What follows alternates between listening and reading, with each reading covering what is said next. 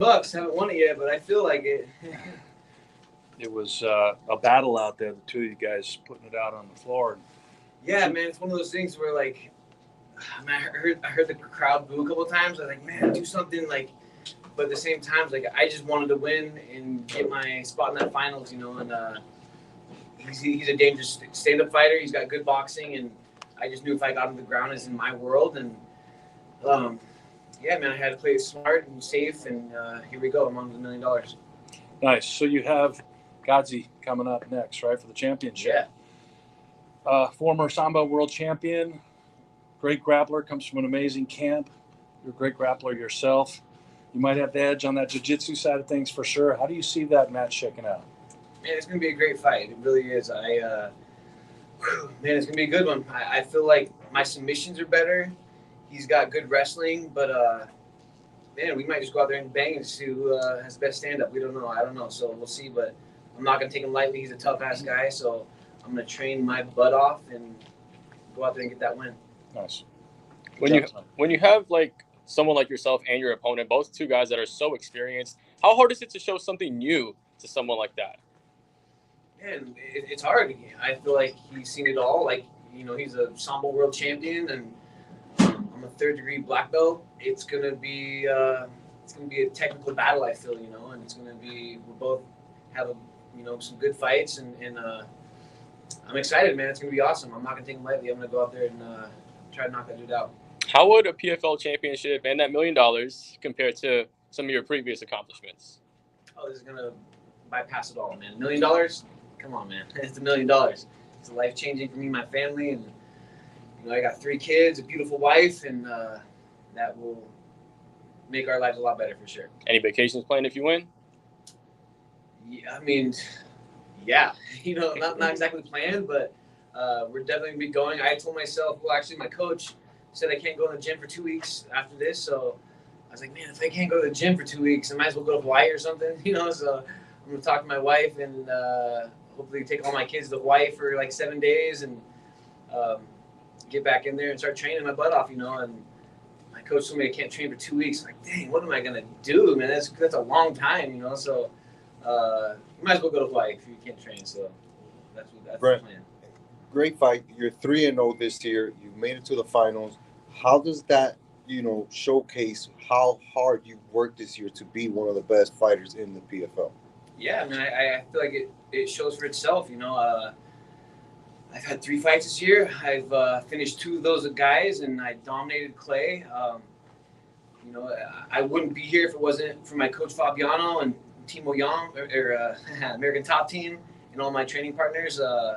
I'm truly blessed. I have amazing coaches that helped me out, and I wouldn't be here if it wasn't for them. And I trained my butt off, sacrificed everything, missed my kids' soccer games, football games.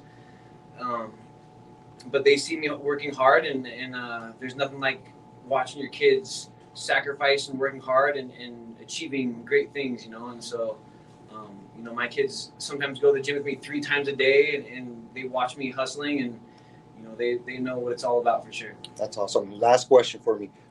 You mentioned your kids watching you fight and train and all this stuff. You got to watch your opponent that you're going to be fighting for $1 million up close and personal tonight.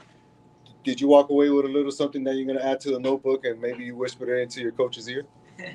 I mean, a little bit. He's tough. He's really tough. I really feel like I can finish him on the feet, though. And I feel like if I play a good game plan and work my technique, I feel like I can submit him too. So it's gonna be a great fight. I'm really excited about it. There's nothing like getting ready for a super tough guy. It just motivates me, and I'm already motivated. I want to go train right now. I want to go train tomorrow. I'm probably gonna go run a few miles tomorrow and do some sprints. Yeah, I mean, I'm ready. I'm really excited. I just want to get my butt in the gym and start training, but I have to take 2 weeks off supposedly, so we'll see how that goes. You said you dominated Clay. Did you expect more? How do you compartmentalize that fight? Man, he's tough, bro. Like, I thought I was going to submit him. Honestly, I did. I thought I was going to submit him. I heard him in an interview saying that he only boxed 1 time his whole fight camp. He's been wrestling and working on his jiu-jitsu and working on his rear naked choke defense, and he was hard to submit. kind of a little squirmy, slimy guy. You know, I thought I was going to submit him for sure. So hats off to Clay. He was hard to submit. I was playing it super safe and smart out there, but yeah, man, he did a great job. He's tough. I really feel like he'll be in the playoffs next year, and I told him I'll see him next year. And you never know, man. We could throw down again next year. We'll see. But hats off to Clay, man. He's a tough dude. Brent, you would say that going into this final, this is a bigger moment in your career than, say, winning the Bellator title and defeating Michael Chandler? Oh, for sure. You know, like, I didn't get $1 million when I won the belt in Bellator. I'll tell you that. You know, so just getting another belt in a humongous promotion like PFL and then the $1 million, that's life changing for me and my family. And I'm not gonna take it lightly, man. Like I said, I want to go do some sprints right now. I want to start training, and I can't take him lightly. It's gonna be a tough fight, and I believe in my coaches, myself, and I'm ready, man. Let's go. You look great out there. You're 39 years old, though. Could this potentially be like your last run here in the PFL, or No, do you hell expect no. more seasons? God damn it. People saying I'm all old. Man, that sucks. You don't look 39, but Thank you. Yeah, thank you. You know, I'll take that. But people keep on saying I'm 39. When I say 39, I'm like, damn, 39. I'm 39. That's crazy. Just saying that, you know. But I feel young. I feel like if you take care of yourself, you keep moving, you don't stop, you get healthy. You know, you can do whatever. You know, and I feel young. You know, so everybody's saying I'm all old. Gosh damn it. You know, but no, I'm ready to go. I got at least a couple years, 3 years left in me until I start getting beat up by all these young kids in the gym or start getting injuries left and right. You know, maybe I'll think about it, but right now, hell no, I feel great. I'm choking out these young, talented dudes, you know, so I feel great. Let's go. Yes. So if you win the $1 million, everything, the title, you're not gonna walk off into the sunset. You're gonna keep doing it. Hell no. This first $1 million, I'm gonna take care of my family, maybe college funds for my kids, you know, pay off our house, and then the next $1 million that I'm gonna win, we'll buy something cool, like maybe like a little island or something. You had a chance to see your opponent in the cage face to face for the first time. How did it feel?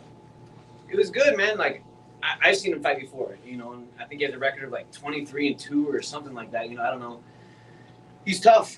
He's one of the best lightweights out there, and so am I. So I really feel like it's gonna be an awesome fight, man. It's gonna be fireworks, and we're gonna both go in there and go for the kill. So, you know, I'm just gonna rely on my coaches, get a good game plan, listen to them, and you know, I have awesome training partners, awesome coaches, an awesome family. So yeah, just listen to my coaches, do what I do, work my butt off, and just let everything play and do itself. Have you had a chance to check how many untapped and red text you have on your phone? It's crazy. Yeah. There's no way I can get to everybody, man. Like, I look at my phone, there's like 80 text messages and like 40 missed calls. It feels good, man. Have the support that I do, all the friends and family, and my grandpa had a humongous watch party for me, and my whole family was over there. My 2 little girls, my little boy was in the crowd today. Before weigh-ins, you know, I can't sleep all night long. I didn't sleep. I think it was Wednesday night. I couldn't sleep at all. I was up thinking. I fought Clay in my head 1,000 times, and I pictured Clay trying to get to my family. I was like, man, if I can, I'm just gonna stop Clay. I had it in my mind where it's like, if he beats me, he's gonna get to my family. So it kind of sounds weird, you know, but I was just doing these things in my head, and like, I gotta beat him, otherwise he's gonna get to my little boy in the crowd. So it sounds kind of silly. We gotta do these little weird little mind tricks or whatever to get motivated, and I was like, I gotta stop this guy, you know, and I did. It felt great. He's tough. Hats off to Clay. Last question for me. So you mentioned your kids go to the gym, watch you train. You just said your son was in the crowd. What does it mean as they get older and you're older in your career to have them here and be able to remember watching you fight versus maybe as a baby where they can't be in the crowd? Yeah. It's big time, man. My he just turned 7 a couple days ago. My 7-year-old little boy was in the crowd. My 4-year-old little girl, they're doing jiu-jitsu. They've been doing jiu-jitsu for a couple of years, and they're doing awesome at it. There's nothing in life watching your kids kind of follow your footsteps, and they watch me grind and bleed and come home so sore, and now they see me win. So I think it's humongous watching your kids watching you go through all that hard work, but also achieving great things. You know, it's great, and it's amazing, man. There's nothing like having kids. It's the greatest motivation in the world. It's definitely the biggest, greatest achievement of my life is having my kids, and it's amazing, man. I cannot wait to go see my little boy out there. It's gonna be awesome. I'm gonna squeeze that little dude so hard. It's gonna be awesome. Congratulations. Thank you, thank you. Charlie, my last question is, so you mentioned you have kids. It's kind of just a more personal question, but you know the grind you got to go through and the ups and downs in the fight game. You talked about setting aside some funds for college education. Is that the kind of thing you say to a son, look, I don't mind you going to college, or I don't mind if you fight, but you got to get that college degree? Or is it, hey, if fighting is your love, I can set that aside and maybe invest that in your fighting life? I mean, how do you look at that? 100%. Like, you know, I didn't go to college. I didn't get, you know, any college degree, and I'm taking care of my family, doing my thing, you know, but obviously I want my kids to go to college and have an awesome career in whatever they do. But if my kids want to fight, I will put everything I have into them and show them everything I know, and I think that'll be amazing. My kids told me when they're like, I'll do jiu-jitsu, but I don't want to fight, Daddy. And I was like, all right, that's cool. As long as you do jiu-jitsu, that's good for me. And then like a couple months ago, my little boy is like, Daddy, I think I actually might want to fight when I'm older. I'm like, oh my God, let's go. You know, so that's amazing, you know. So yeah, man, it's pretty cool. Nice. Thank you. Thank you. We did a couple photographs. Yeah, for sure.